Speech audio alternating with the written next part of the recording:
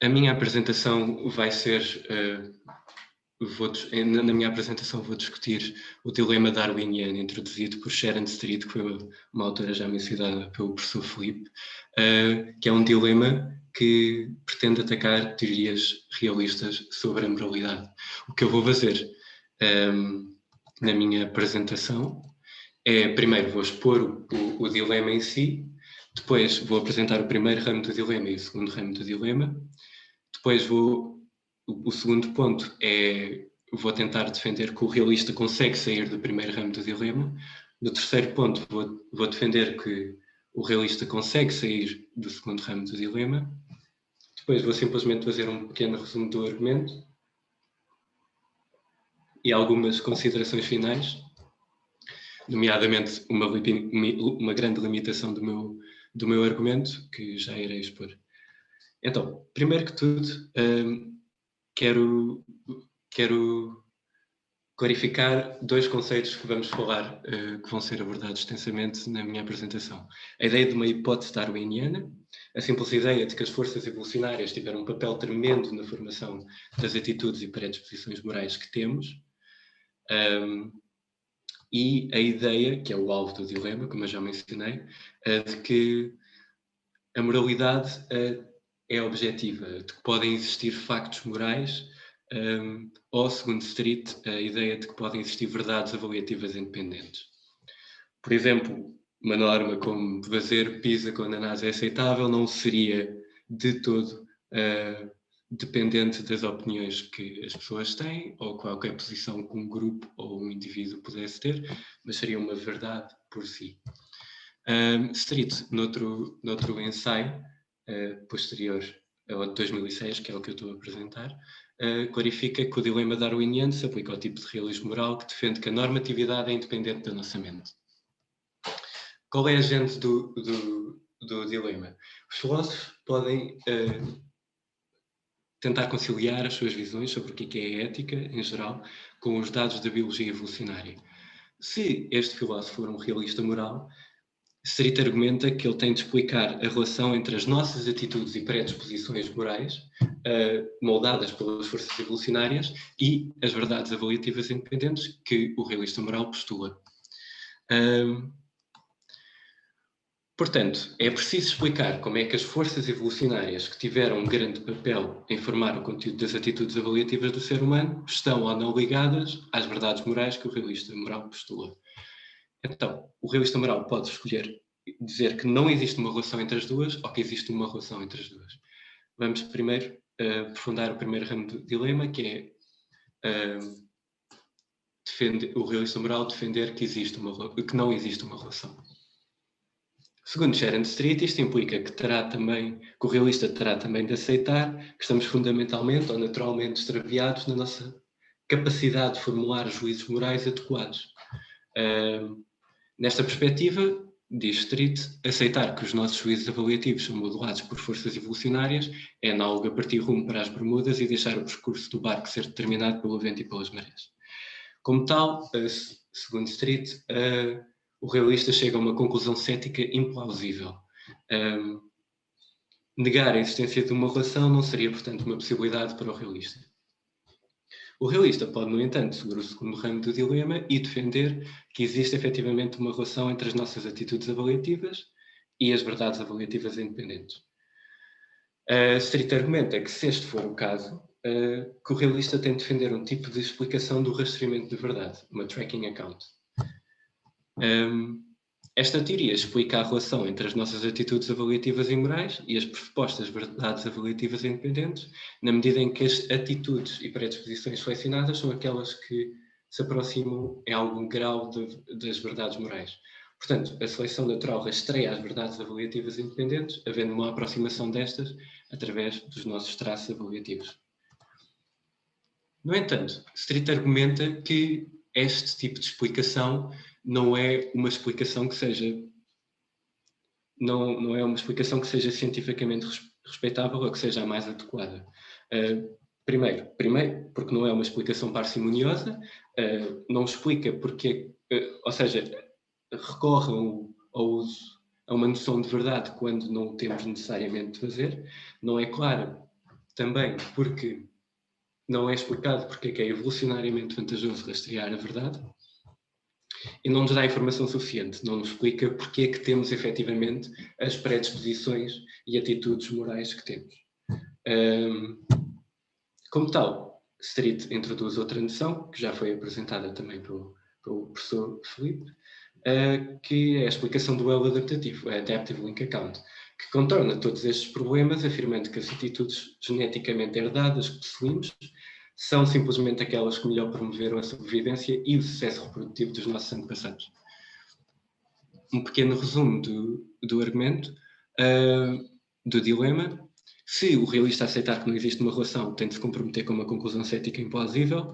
Se o realista disser que existe uma relação, tem de definir uma explicação do rastreamento da verdade, e não é um tipo de explicação suficientemente adequada ou menos adequada do que outros tipos de explicações. Ou seja, nas palavras de Street, ao entender verdades avaliativas como sendo ultimamente prévias em relação aos nossos juízos avaliativos, temos de entender que qualquer fator evolucionário que tenha causado as nossas atitudes e predisposições morais é uma causa rastreadora ou uma causa distorcedora. E segundo a autora, isto é uma posição estranha para o realista estar. Vamos passar então aos meus contra-argumentos em relação a cada ramo do dilema. Vamos primeiro pensar em que sentido distorceriam as forças evolucionárias das nossas atitudes e predisposições avaliativas e morais. Pelo que me parece, segundo Street, no sentido em que nos induziriam a erro em relação à nossa procura pelos mesmos, pelas verdades avaliativas independentes, pelos factos morais. Ou seja, o realista moral tinha de aceitar que só conseguiríamos reconhecer os juízos morais por mera coincidência. E aqui começa o meu contra-argumento. No entanto, esta ideia parte do pressuposto que a seleção natural é o único motor pelo qual conseguiríamos formar tais juízos. Esta ideia que eu vou argumentar é errada. Embora se possa observar uma certa protomoralidade como forma regente das ações de outras espécies, de outros animais, um ser humano parece ser capaz de escrutinar racionalmente qualquer tipo de juízo avaliativo. Como tal, não somos meros autómatos completamente submissos às forças evolucionárias. Parênteses, isto não é para dizer que os outros animais ou as outras espécies o são, simplesmente a nossa capacidade para o fazer é um nível muito mais elevado, que sejam elas distorcedoras ou rastreadoras da verdade, como eu já mencionei antes. Street reconhece efetivamente o papel da deliberação racional na formação dos juízos morais que aceitamos. Qualquer explicação completa sobre o porquê dos seres humanos aceitarem os juízos avaliativos que aceitam teria de referenciar a grande influência de reflexão racional. No entanto, Street argumenta que isto não é suficiente para sair da conclusão cética plausível. Porquê?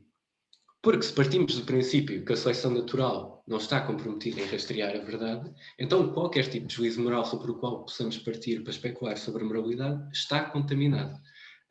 Ou seja, qualquer posterior especulação sobre o que é um juízo moral verdadeiro estaria contaminada porque partiria sempre de juízos morais que estão contaminados pelas forças distorcedoras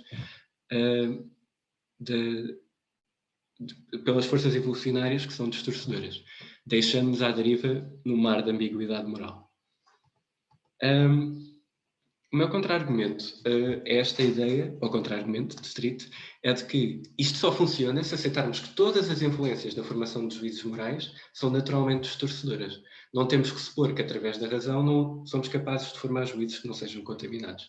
Um exemplo, se calhar simples disto, por exemplo, um juízo como estudar metaética é divertido,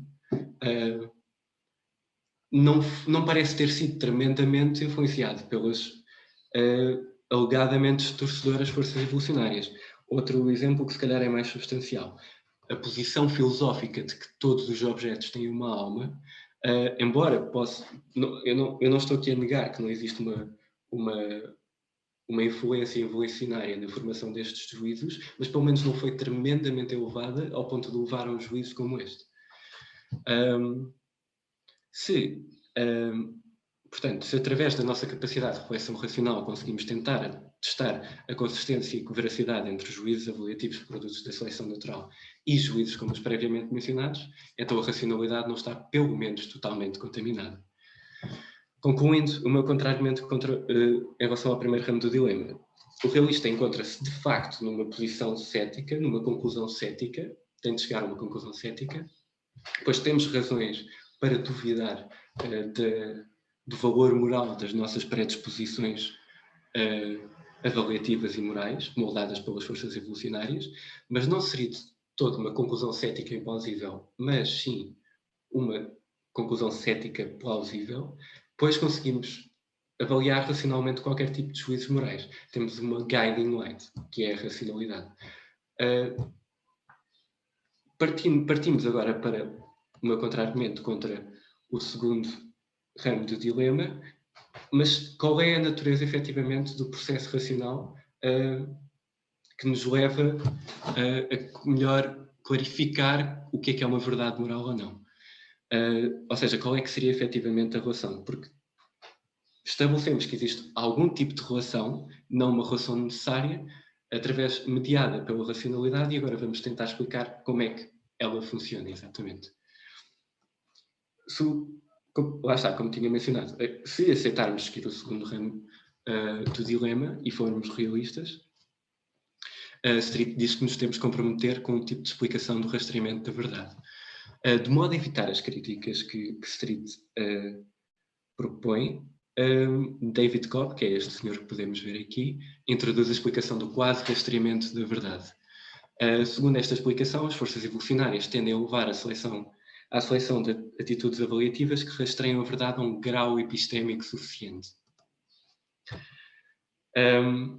Esta posição explica como é que as nossas predisposições e atitudes morais têm algum valor epistémico, sem ter de aceitar que correspondem a verdades avaliativas independentes, ou que por si têm algum valor moral. Embora a explicação de Cobb seja importante, é preciso frisar que, ao contrário do que argumenta o autor, e o que eu estou a argumentar aqui, não existe uma relação necessária ou direta entre o valor das nossas predisposições biológicas e os juízos morais que aceitamos como agentes racionais. Embora o autor também aceite o papel da racionalidade, o papel crucial da racionalidade na formação de juízos morais, tal como Street, aceita também que existe algum tipo de valor moral nas próprias crenças morais selecionadas.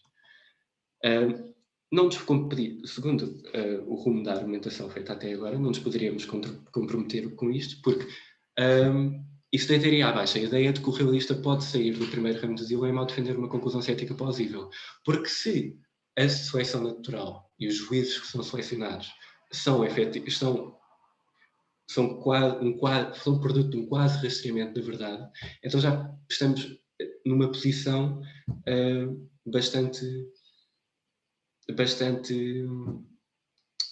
plausível, bastante confortável para termos alguma segurança acerca das nossas predisposições morais.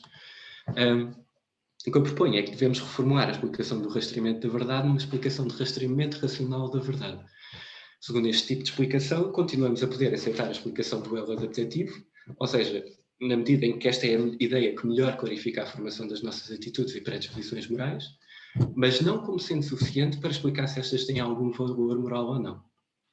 Portanto, uma quasi-tracking rational account conserva o nível de ceticismo que defendemos previamente ao sair do primeiro ramo do dilema e, ao mesmo tempo, oferece uma resposta sobre como esse ceticismo não é implausível. O apelo ao poder esclarecedor da racionalidade. É também rejeitado qualquer tipo de valor moral intrínseco adjacente a uma predisposição ou avaliativa ou moral que seja produto de forças evolucionárias. Esse valor só pode surgir após escrutínio racional. Concluindo o meu contra-argumento ao segundo ramo do dilema, a capacidade de formular juízos morais que se aproximam mais das pressupostas verdades avaliativas independentes depende do quase rastreamento racional e não da seleção natural em si, que definimos já como não sendo rastreadora de verdades morais. Ainda outros 3 pontos que eu penso que reforçam a minha posição. O estudo da biologia evolucionária promove debates informados sobre o que a moralidade pode ser, sobre o que tenta ser, ou até mesmo, em certos casos, o que é efetivamente, principalmente se pensarmos no que é Com que pode... licença, Frederico, só lembrando Sim. que já estamos a 5 minutos do final, tá bom? Certo, obrigado. Ou até mesmo o que é quando pensamos, por exemplo, no que é que pode ser a proto-moralidade em comunidades de primatas ou algo do género, ou outras espécies até. E isto constitui informação relevantíssima para melhor formar o que a moralidade deve ser. Ou seja, ter esta informação é crucial para melhor tentar perceber o que é que a moralidade deve ser, sem necessariamente estabelecer uma ponte necessária e direta entre esta informação e o nível e o valor adaptativo que certos traços têm e o que a moralidade deve ser. Ainda outro ponto é que o realista moral pode postular a existência de verdades morais sem ter de aceitar que existe um processo natural particular, como a seleção natural, ou um método racional específico, que nos permita compreender totalmente essas verdades. David Kopp, num ensaio que é uma resposta ao ensaio de Street, de 2006, em que ela apresenta o dilema darwiniano, ele propõe um método racional específico que permite melhor identificar qual é a natureza de factos morais. Não é isso que eu estou a querer fazer. Aqui não estou a querer defender nenhum método racional específico, estou a querer esclarecer qual é que é o processo, efetivamente, e qual é que é a relação entre as nossas predisposições morais, moldadas por forças evolucionárias, e a possível postulação de factos morais. Aliás, Street até tem um outro paper em que responde a este método racional específico, que é a Society-Centered Theory do Kopp.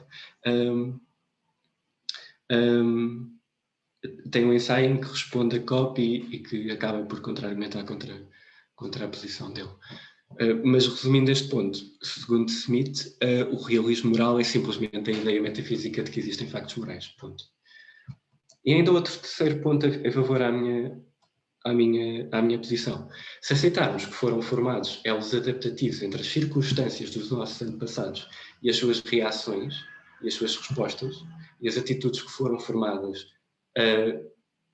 por causa das circunstâncias dos nossos antepassados e as nossas atuais predisposições e as nossas atuais circunstâncias, há um grau de ceticismo bastante plausível para a durabilidade da legitimidade das influências das forças evolucionárias. Ou seja, se algumas das predisposições morais e atitudes avaliativas que temos agora refletem circunstâncias dos nossos antepassados que não são necessariamente as que temos agora, há aqui um grau de ceticismo bastante plausível para duvidar da legitimidade delas. Resumo do argumento. Aceitarmos, vou passar mais rápido esta parte, aceitarmos uma conclusão moral plausível, aceitarmos uma explicação de quase rastreamento racional da verdade, saímos dos dois ramos do dilema, estabelecemos então uma relação indireta e não necessária entre o valor adaptativo e as verdades avaliativas independentes, relação esta que depende das nossas capacidades racionais. Ainda outro esclarecimento do argumento: se o realista decidir tomar o primeiro ramo do dilema e dizer que não existe uma relação, segundo Street, chega a uma conclusão cética implausível. Segundo o que eu argumentei, não chega a uma conclusão cética plausível. Se o realista admitir que existe uma relação, segundo Street, ele tem de se comprometer com a explicação do rastreamento da verdade, mas pelo que eu argumentei, o realista pode defender o quasi-tracking racional. Isto leva-nos à conclusão final de que existe uma relação indireta e não necessária entre as nossas predisposições moldadas por forças evolucionárias e as verdades avaliativas independentes, mediada pelo processo de quasi-tracking racional. Ainda outras considerações finais e a grande limitação do meu argumento, que foi apontada em primeiro lugar pelo meu professor e orientador, Filipe Nobre Faria. Se a racionalidade é em si um traço adaptativo e foi também um produto da seleção natural, ou seja, resultado de uma força distorcedora, como podemos defender que é uma forma adequada de investigar a veracidade dos juízos morais? Não é a racionalidade também um fenómeno natural? Temos aqui ainda outras questões adjacentes. Esta é a bibliografia que eu utilizei. Queria finalmente agradecer ao professor Filipe Nobre Faria, ainda ao João Pinheiro e ainda ao meu colega Francisco Lisboa, que não está presente aqui na conferência, por todos os comentários e por me ajudarem a estruturar a apresentação em si. Obrigado.